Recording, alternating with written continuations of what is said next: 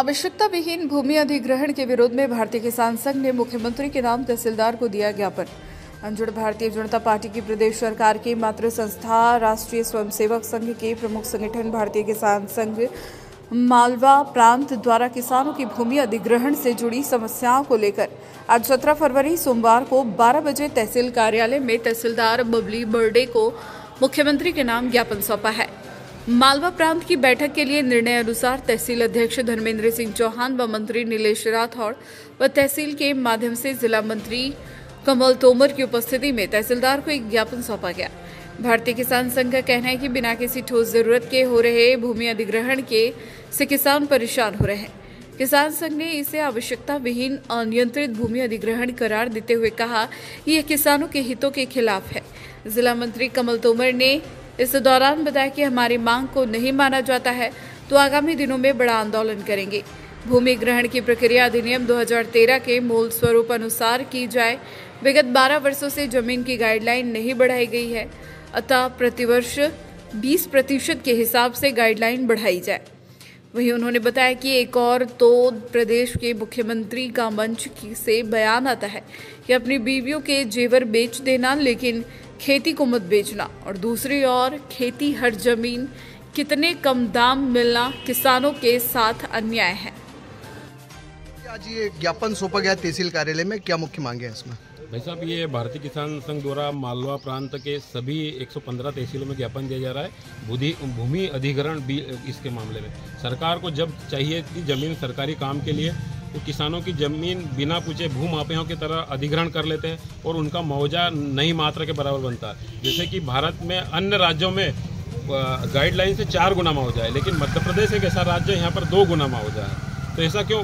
किसानों के साथ ये छलावा हो रहा है और सरकार को जब मर्जी पाए जब अपने किसानों की ज़मीन पानी के भाव में ले लेती है, तो कहीं ना कहीं किसानों के साथ छल होता है। किसानों को उसकी ज़मीन का उचित मुआवजा मिलना चाहिए गाइडलाइन से।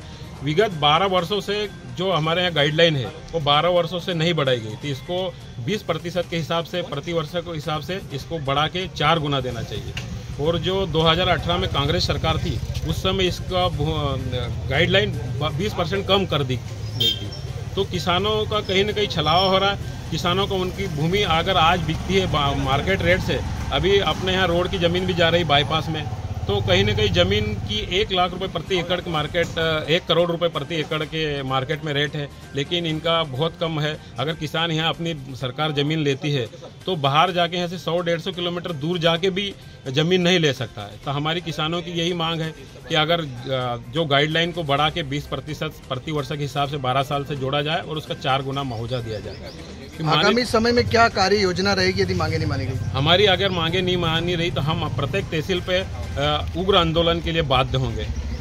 चूँकि केंद्र में और राज्य सरकार दोनों भाजपा की है और मातृ संस्था माना जाता है भारतीय किसान संघ को, तो भारतीय किसान संघ की सुनवाई नहीं हो रही है, क्या कहेंगे उसको लेकर? देखो, ये तो सरकार का मामला है, क्या है वो कहीं ना कहीं किसान को हल्के में ले रहे हो। भारतीय किसान संघ किसानों के साथ ऐसा व्यवहार बिल्कुल बर्दाश्त नहीं करेगा। किसानों को उनका अधिकार के लिए भारतीय किसान संघ खड़ा है और उनको उनका अधिकार दिला के रहेगा।